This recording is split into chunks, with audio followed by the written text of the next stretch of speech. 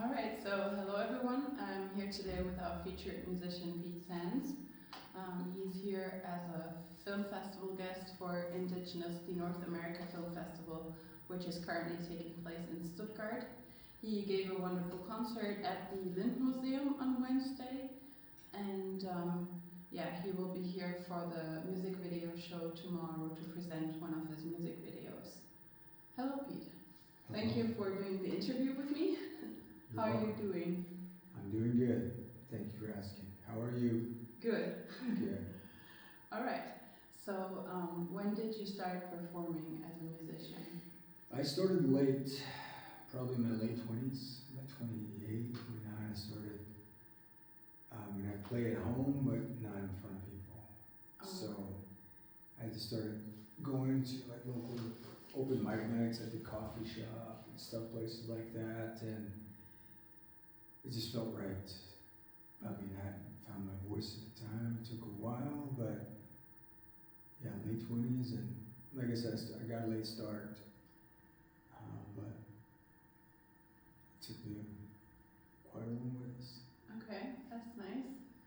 So, did you take any music lessons at the time or self-taught? Well, when I was in high school, I was in high school band, so I learned how to play the trumpet. Mm-hmm. And there I learned how to read sheet music. Mm-hmm. So that's as far as my formal training goes. But later on, I got to college. My roommate at the time, he had a guitar. Mm-hmm. And it kind of took me a while to find my footing in college. I kind of spent a lot of time alone. Mm-hmm. So I asked him, hey, just show me how to play a couple notes on the guitar. So he showed me like just 3 chords, and I just practiced from there on, learned how to pick the string. And one thing that took me a while to learn was how to play the guitar and sing at the same time. Mm-hmm. But once I mastered it, it kind of just everything came naturally. I learned how to play the guitar by learning how to play songs like from Johnny Cash, from Waylon. So that's how I learned how to play the guitar. Okay. So you said you learned how to play Johnny Cash. What kind of music do you do? What do you play? What do you write? Well, they call it honky tonk or Americana, outlaw country, so many names for it. I think recently they started calling it indigo country, but it's just really an old form of country music from the like late 80s, early 90s, more than 80s era, where just, that's the Waylon's, the Waylon Jennings was the first person to really introduce the bass guitar to country music. Before that, there was really not any bass guitar. He gave it the beat. So that's where I think I fit into that, because a lot of the friends I have, they play that type of music. Okay. So you named Johnny Cash as a musical influence? Yes, Johnny Cash, Johnny Waylon, all the people from that era, Johnny Cash, Waylon Jennings, Patsy Cline, Willie Nelson, Frank Sinatra, Metallica. I grew up in the 90s, so I was a big fan of Rammstein, Slipknot, Mudvayne. I started out as a heavy metal singer. Okay. So I started out in a metal band as a heavy metal singer, and just kind of, once the band fell apart, I just went back to playing country. Okay, so you don't play heavy anymore? No, I think my voice can do it. Oh, okay. I see. And besides those musicians that you mentioned, did anyone from your family have any influence on your music? My mother, she was really open to, because back in the day when I was a teenager, we used to have record stores, right? There's not any more record stores anymore. There's no like Virgin record store or Tower Records. It's not around anymore. But at the time, I remember there was a lot of restrictions on what type of music you could buy. You had to be 18 years old to buy like a Marilyn Manson record. You had to be 18 to buy basically any heavy metal record or a rap record. And she would go there and buy it for me. And she gave me that freedom to really explore these avenues of things I would just hear about. You live on a reservation, you don't have any outlet other than MTV. So I would watch MTV and I'm like, oh man, that sounds so cool, they look so cool, you know. But it's just really, my mother and my grandmother used to listen to records all the time. That's where I learned like the blues from Howlin' Wolf and a lot of Cadillac records at the time was huge with blues, Motown. So it was just an eclectic group between my mom and my grandma that really brought that musical influence. That's nice. Mm-hmm. And also they then support you, they understand what you're doing. I don't know if they understood, Okay. but they supported. Mm-hmm. My mom supported, of course, you know, your mother supports their child no matter what. So she was my first supporter, still is my biggest supporter. So, yeah. That's great. So you talked about the beginnings of your career. Now thinking about young upcoming musicians, which advice would you give them? I would say really find out what you're getting into it for. Because if you're getting it to be famous and make money, you're going to be disappointed really quick. If you're doing it as a way of expression or something that just comes naturally to you, then you realize there's a reward in being able to communicate with another individual that you've never met before. And really learn how to play live. That's a lot of issue, especially today, a lot of people who become famous through TikTok or whatever social media platform they have, they perform through that. But they don't go to like the local pub or local coffee house and play in front of people. You have to learn how to play in front of people. You have to learn how to read the crowd. You have to learn to feel that energy they give you. And also, they help you kind of shape who you are, because you really don't know who the hell you are yet when you're starting out. You think you know who you are, and you might think this is my type of music, but just you change. Things change as you get older. Words change, experience change. You experience different things, and you know your access to certain other musicians changes as well. And you gotta grow, you know, growth is a part of life, and you gotta be able to adapt to situations. So, you know, and also you gotta be ready. You gotta be ready. You gotta be ready to play at any minute, any moment, because opportunity could come. Some person might come to you and say, hey, all right, come play for me right now. And you'd be like, I don't know.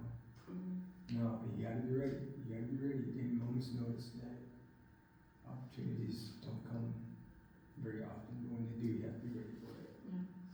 Okay. And so talking about concerts and gigs, in which U.S. states have you performed so far? A lot on the West Coast, you know, like Utah, Nevada, New Mexico, Arizona, Texas, California, Oregon, Montana, Wyoming, Idaho. That's mainly, you know, the western states where there's more of a western style country music. I've played in Nashville, I played in Florida, played in Alabama, played a show in New York, but you know, the type of music I play is predominant in the west of the United States, the western side of the United States. So, and I played in Germany. Yep. Now overseas. Now overseas, yeah. So now you have German fans. German fans, and it's incredible, you know, how far, like I was talking about the other day on stage, when I first picked up a guitar, I never really thought they were taking places, right? I never thought I would write with well-known people. I never thought I'd be in the same room as legendary songwriters and going to other countries for it. So it's definitely, like I said, you gotta be ready. You gotta be ready to perform. So you might get a phone call, you might get an email from you, like, hey, you wanna come play in Germany for a film festival? I'm like, yeah. And this was a year ago, right? Yeah. It's been a year in the making, so it's definitely, it's a fun ride. Yeah, I'm happy to hear that. Yeah. And I'm sure more adventures are to come, right? Yes, more for my kids, because now I gotta teaching my daughters how to perform. Oh, wow. So like I was telling them, like, my time is almost over. It's you, like the kids, like it's your time. If you want to learn it while I'm around, while I'm here, still alive, I'll teach you how to do it. Because it's an art form. Any artist who knows, any performing artist knows that you gotta learn how to be on stage. You gotta learn how to move on stage. You gotta learn. It's just, some people have it naturally, but some people have to learn it. Sure. Yeah, so more adventures, and I'm looking forward to my kids taking it over, because I'm getting old, man. Can't do it forever. Come on. You're not old. Oh, I'm getting there, but it makes me proud to see them do something that I taught. You know, it means a lot to me, so, yeah. So they continue your passion and what you give to them. Yeah, well, it's really their passion, right? I can't make them do something they don't want to do. No, but I mean, like, you pass on your... I pass on my knowledge, but more importantly, support, right? Your support is what you pass on. I mean, they might not be performers, they might not want to do that, but me supporting what they want to do is what's important for me, and being able to. And if I do know how to do what they want to do, I'll teach them. But if I don't know, I'll help them learn by giving them resources or keep helping them find opportunities. But yeah, all of them, they all want to be singers right now, so we'll see how long it lasts. Well, I hope it lasts long until they are singers. Yes, they're already singers. Yeah, that's what's important to me. That's probably what I want to get out of life right now, is just passing that on to younger generation. Yeah. Okay. I'm looking forward to the outcome, or to see how it develops. Yes, me too. Maybe come to one of their concerts. Yeah, that'd be great. In a couple of years. Yep. All right. So, is there anywhere that one could listen to or buy your music, or is it just come to your gigs and hear your music? Well, you can type in Pete Sands and the Drifters. You can find us on all streaming platforms. You know. Definitely on Amazon, definitely on Spotify, on iTunes, so we're everywhere. You can listen to music. I don't think you have to buy music anymore. But listen, you can listen to online it. stream. Yeah. So, yeah, you can definitely find us out there. I mean, we're definitely gonna hit the studio then this year, because my brother's like, man, I'm listening to them same songs for about 10 years. You need an album. So we're gonna I'm going to hit the studio by myself this year and just work with all different musicians, because I just want to try something new, something I haven't done yet. So we'll see how it works out. Okay. I'm looking forward to that too. It's going to be interesting. You got to keep me updated. Yes, I will. Okay, awesome. So we talked a lot about music, but I know that you are involved in other creative projects outside of music. What are some of those? Right now, I'm really deep into filmmaking. In the filmmaking world, I've found my niche as a screenwriter. So that's also two things I've really been doing the past 3 years: is filmmaking and screenwriting. Photography as well. But filmmaking is the passion, because I love telling stories. And I also like writing. I say writing in general. I like writing stories. I like creating worlds. I like exploring characters. And it's easier for me to do that and stay home. Because as a musician, you gotta constantly be on the road. And now I got a family and I got a beautiful baby girl and beautiful wife. I don't want to leave home, so filmmaking keeps me home. And I can do it. Like we filmed the first season of Navajo Highways. They wanted to do New Mexico. I'm like, no, we're doing it where I live because I'm not gonna leave my family. Sure. So it's definitely an art form that I've been chasing for a long time, and it's my time has come to do it. That's great. And you already mentioned Navajo Highways, so it's a very important film project, I would say. Yeah. What is it all about? Navajo Highways is a children's TV show. It's a puppet show, kind of like Sesame Street with Navajo puppets, characters. There's also human characters on the show, but it follows a puppet, a young female puppet. Her name is Sadie. She lives in the city. She's a Navajo who grew up in the city. So the show starts with her wanting to spend her summer vacation with her grandma on the reservation, so she can learn some Dene, some Navajo words and the cultural customs. So the adventure really is following Sadie and her wild antics, and being with her wild, crazy uncle and her grandma. So it's basically bringing the kids in and introducing them to introduction to Navajo words that are like how to introduce yourself in Navajo, how to say thank you. So just little things like that. It's an educational TV show it's really, really well done. We spend a lot of time and money on it, and it looks so cinematic and beautiful. So I'm looking forward to people's reaction to it when they see it. And when is it, when can we actually watch it and where? There's the red carpet premiere for next month at the capital of Navajo Nation. We're going to do a premiere there. We had a couple of premiere days in different cities, kind of, like in Salt Lake and Santa Fe and Phoenix, LA. We're going to do a couple of premieres, just different cities. And so I'm thinking probably in April it'll be on YouTube, so people can see it. Yeah, but who knows where it'll also be shown by then. So it's beautifully well done. I hope people enjoy it. I'm sure they will. I did. I saw some of the videos on YouTube, and I'm not a kid anymore, but I really enjoyed it. So yeah, it's good. It's meant for adults as well. The young lady I met here the other night that was learning how to speak Dene here. I told her about Navajo Highways, and she was so excited. She was like, "There's just, it's just, for beginners." It's kind of like German, like how you're telling me how to say certain words, pronunciations. Same with Navajo, it's the same way. The /L is hard for people. It's kind of like that. You say the L, they kind of drag it.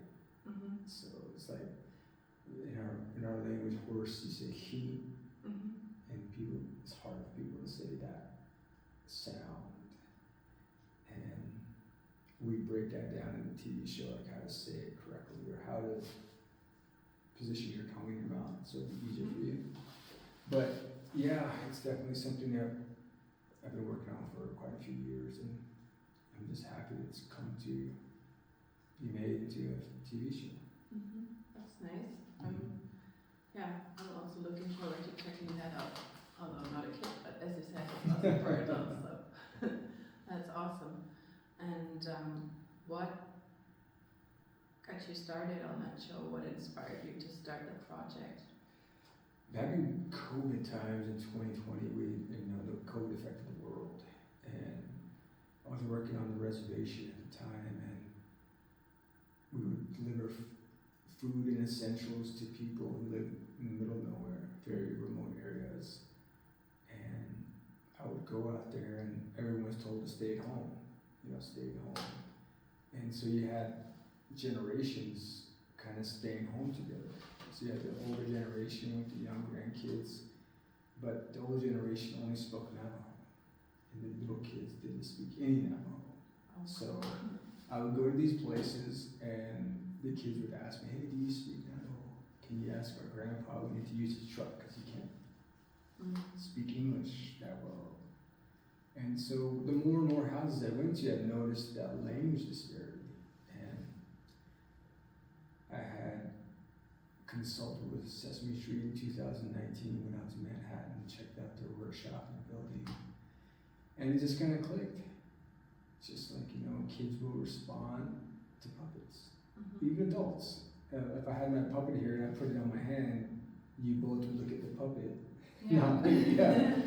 And that's one thing I noticed is, you bring a puppet to life, children, especially like between kindergarten and third grade, they'll automatically just like, oh, it's a puppet, and they'll mimic it. They'll talk along with the puppet, and so that's where it began. 2020, I got my first 2 puppets, and just had this crazy idea that it might be a TV show that could work, and just kept adding different puppets along the way.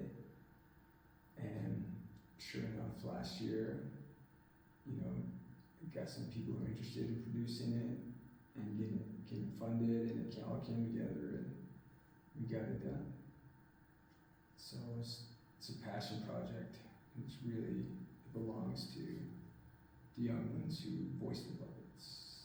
And I was telling my producers, I was like, I'm only gonna do 1 season. After that, the interns, the young people can do it. But they're like, no, you gotta at least do 2 seasons.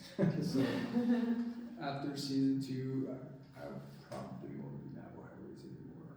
Just let it continue on its own without me, because if it can't survive without me, then I failed. Because the culture doesn't depend on me.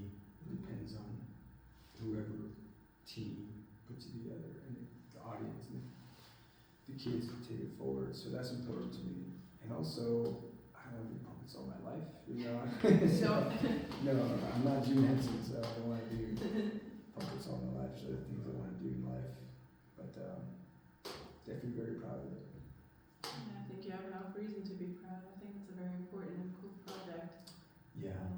I hope it keeps rolling on, and you certainly started the whole thing. So, but I'm sure that there will be a way, and they will find a way to keep it rolling. Yeah, I've been good this short year, but it wasn't done in time. So. Well, maybe in 2 years. Yeah, 2 years, maybe. At the next film festival, who knows? Would be a good idea. It'll be season 3 by then. Well, doesn't matter. Yeah, maybe. We'll see. It'll be good. They might show it here. I'm sure, because some of the festival director, the Gunther and Sonja, were telling me that they have kind of like a PBS station here, something equivalent to it. That they would love Navajo Highways on that. And I said, all right, well, puppies can speak German. That's right. German Navajo. But yeah, possibilities are endless. See where it goes. Okay. All right. And then you're also a photographer, right? I saw some of your works. Yeah. Could you tell us a little bit about that? I think photography was more, I got into it because I couldn't find pictures I liked. And so I thought to myself, why am I looking for pictures where I could just create what I see? And at the time, there weren't that many Western photographers that captured the Western way of life. I mean, there was people who photographed Native Americans, the regalia, but I'm like, I don't want to see that. There's so many of it, but I wanted to show people how everyday natives are. I mean, I grew up around horses, cowboys. I was like, Native Americans are in the rodeo circuit, riding, and that's how I got started. Was I started photographing at rodeos, and it was very interesting to see the dedication of people who, ride a saddle bronc, a bull rag, because you got people from kids from 5 years old riding mini bulls. Then you got 60-year-old guys getting on bulls still. Wow. So it's like it's dedication, like in the middle of nowhere.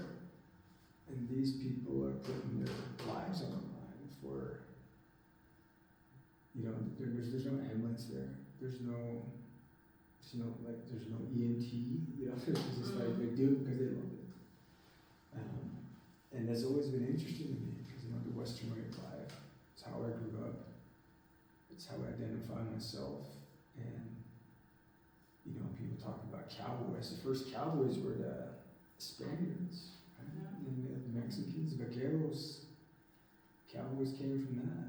You know, it's really not an American thing. It's an adopted thing. The cowboy, you know, it really came from the Mexican and Spaniard influence, but everyone makes it their own nowadays. You know, I think the Western way of life is kind of like being one with animal in the earth, because, you know, cowboy rancher works with livestock. They have to take care of their cows. They have to make sure they're fed well. You have to care more for your cows and your livestock than you do for yourself. So that speaks to me heavily, and, you know, we like to grow our own food as well. So it just all comes together, and it's hard work. It's a lot of hard-working people out there, and I think you take photos of them, you take a picture of them when they're in their element. It makes them feel good because it shows them that someone appreciates what they're doing, even for that small minute, that small second. But yeah, I got into photography just because I thought, man, I could do that. It's not very hard, but it was hard to learn, because it's like with anything else, I taught myself. But I learned by doing it.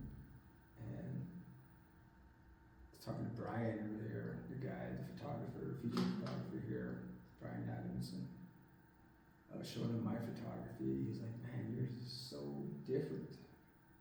Because his is real polished and looks fantastic, looks beautiful. And mine is like rough and kind of grainy. And I don't know, it's good that we don't shoot the same way. It'd be boring if everyone was the same. Of course, and know that everybody is taking pictures and stuff. And I think it's important to have your own style, so what you identify with, what you want to convey with your photography. So it's good that it's different. Yes. Just like music and other forms of art, I would say. Yes, you gotta find a way to stand out, or else you're gonna get lost in the world of iPhone photographers. Instagram stars, influencers. You know, it's ridiculous that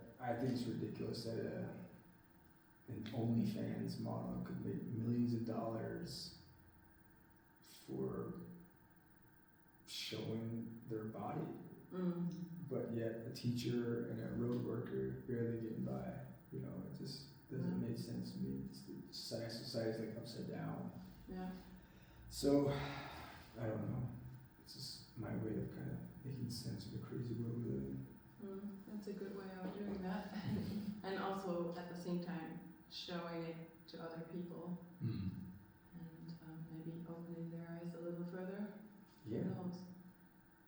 And also showing them parts of life that they might not think about or know or whatever. Yeah. Or showing them that their life has somebody else appreciates what they do. Exactly. Yeah. All right. So we talked a lot about art and music and photography, filmmaking, but I also heard that you helped organize the Utah Navajo COVID-19 relief program. Could you tell us a little bit about that? That was just a response to a couple of people that needed help, that had COVID at the time, and it was very new because at the time when we started the program, we didn't know what COVID was. I worked for the health system, but even they were still trying to figure out if it was COVID because we didn't have a test for it yet. But they had and symptoms for it. Now they couldn't go, they couldn't leave anywhere, they couldn't get food or they couldn't get water. So I was like, hey, why don't we just take them some water, take them some food from the health system, and pretty soon people started donating stuff, and it just grew. It grew on its own organically, and we were the first COVID relief program in the country. Oh wow. Yeah, we were the very first COVID relief program in the country. UNHS, Youth and Adult Health System, they organized it, and there's many people that helped it grow. But it really did grow beyond anything we imagined. You know, I didn't think it'd be that big of a deal. But it did become something huge, and a lot of people benefited from it, and proud of the work we did there, and hope we don't ever go back to COVID. Well, I hope so too. I mean, it's still around, but we hope we learn from it, and yeah. And since these programs exist, you know, that could help as well if something like that comes back. Yeah, there's definitely, you know, we live in an era where programs are getting cut, you know, departments are being defunded, but you don't need, if someone takes money away from you or stops funding, does that mean you stop? That's right. You don't, you know, you keep going. You know, just, that's why the mentality of community, I think that's why community is broken, because everybody's individualistic. Everyone only believes in their own individual identity. Like, I gotta present myself this way for my social media audience. My personality is what matters. And everybody else can be started. So the community aspect is gone in today's world. And I mean, somebody, some little town that's outside of the village, outside of Stuttgart, somebody could be a viral Instagram star and they make millions of dollars, but their neighbors and their local town is suffering. So it doesn't make sense to me, but it's something we have to live with. So it's, I don't know, there's just, everyone blames politics and politicians, but you know, they're not in your house. That's right. They're not making you do these things. It's really, it's a strange world, and just trying to make sense of it kind of gets you wound up. Yeah. And that's why I just stay home and focus only on home and what I do at home. And everything else is just noise. I don't have to hear. And now highways goes out there, we make it, releases, beautiful. But I'm still gonna be at home, fixing up things, working in the garden, playing with my kids. I can separate it, you know, like I can create this thing, then let it go on its own, because there's people hired to do that, right? And I can just go home and be with my family. Yeah. I think that's a very important way of dealing with things, especially in the hectic world that we have nowadays. Sometimes it's hard to focus, so it's good when you reach that point where you find a way to focus on what matters most to you, right? Yeah, and then living beyond yourself is important, man. I mean, living for more than who you are is important, because you know, people in this world where everything's got to be like right now. It's got to happen right now. Get some gratification right now. I got to get my streaming service right now. You know, like, you know, video game right now. I got to play this thing right now. I'm like, when I teach my daughters, you plant a seed, it's not going to grow in the next minute. It's going to take a couple of weeks to grow. We don't have the video game system in our house. We only give the tablet to the kids when they enter in school.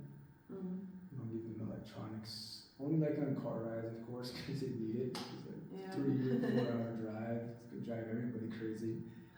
But at home, we limit electronic devices a lot, very, very limited. because I can see how it drives them crazy, how it, messes with their attention span, and they have emotional connections to YouTube, which is strange to me, but there's just so much pressure to fit in. Everyone has a phone, that's what they always say. Yeah, we don't need it yet, but it's really, it frustrates me as a parent, but at the same time, you kind of have to play the bad guy and be like, okay, you can hate me, but you're not going on my phone, you're not going on my iPad, you're not going on anything, you'll thank me later, but man, it's just being able to disappear into your life. People call it disappearing, I'm like, I think it's called living your life. You're not disappearing from anything, you just live your life. You just live your life, man. It's just like, I don't care about likes, I don't care about comments, I don't care about that. Because what's it gonna do for you? What's it gonna do for me? It's not gonna help me. And it's just virtual, it's not real. Yeah. You cannot touch it, you cannot, Yeah, I mean, I appreciate it, but I don't base my life upon it. I think that's important. Okay. Well, that was a very important message, I think, towards the end and also during the other interview questions. But I think that's an important message that many people should take into consideration. All right. Before we stop, is there any upcoming gigs or that one could look out for, or nothing planned right now? Nothing planned right now. Nothing planned at the moment. Just there's just so much writing I got to get done this year. So everything I'm focused on is just finishing all these scripts I'm supposed to write. That I got paid to write, so I got to finish them. Got a book that I'm supposed to write as well. So in a world where I don't know, I like sitting down, actually holding a book, like having a book in my hand. I still write in a journal, and just so much writing. I do want to record some more new music this year. We will, but I told my band like a year ago that I'm taking a big break from playing live music, just because it's hard, because you have to get the band together. You gotta have enough money to pay everybody. You gotta have enough money to stay at places. You gotta rent a van. You gotta have equipment. You gotta rehearse. So it's just so much. I'm not available to do as much as I used to before I got married and had kids. Because then it's just me, I'm just like, I go spend a week in Salt Lake and jam with the band, go on the road for a month. It's not like that anymore. Yeah, I understand. Yeah, so nowadays, and also you get older, man, your priorities change. My songwriting, I want to change it as well. I noticed even my singing style has changed. My singing style has changed, my songwriting style has changed, the way I play has changed. So it's like, okay, where am I going with this? And I'm really excited to start making new music, going out to my buddy's studio in Alabama. My buddy Brett Robinson, he's like a 6'6" giant cowboy. Wow. And it's just been wanting to do something different, and I think this is the time to do it. And but yeah, Navajo High Race is probably gonna roll on this whole entire year. So and we're gonna shoot our second season in 2 months. So that's basically my whole year. So you'll be busy. I'll be busy, and I'll be busy with my baby girl, my tail. I generally enjoy being home. You never know. I might come through here and play a couple shows. Or play a couple pubs. But I realized how much I missed it playing at the museum the other night. How much it's still there. I still got it. Of course. It's very natural to me. I've done it for so long, you know, it doesn't ever leave you. So, and it was fun.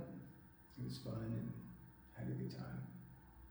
I think at a point in my life, I felt like it became a nuisance. Like, it's just something that felt like I had to do it. And once you start feeling like you have to do something, it just takes the joy out of it. Yeah, that's right. And I mean, I've had a long break now to where it's like, okay, I feel like I'm almost ready to get back out, try it again. So we'll see. Okay. I'm gonna use it, but definitely be busy with TV and film this year. And it's great because I don't really know.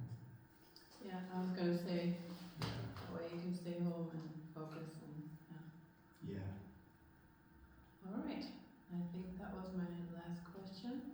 Right. So, thank you very much for this wonderful conversation. And, yeah, I hope to see you someday soon here, maybe in Germany or in the States. Yeah, definitely. Be great again. Come back here to Germany.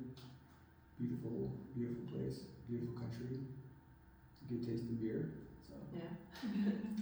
yeah. And Spätzle. Yes. Macaroni. Yeah. Yeah. Yeah.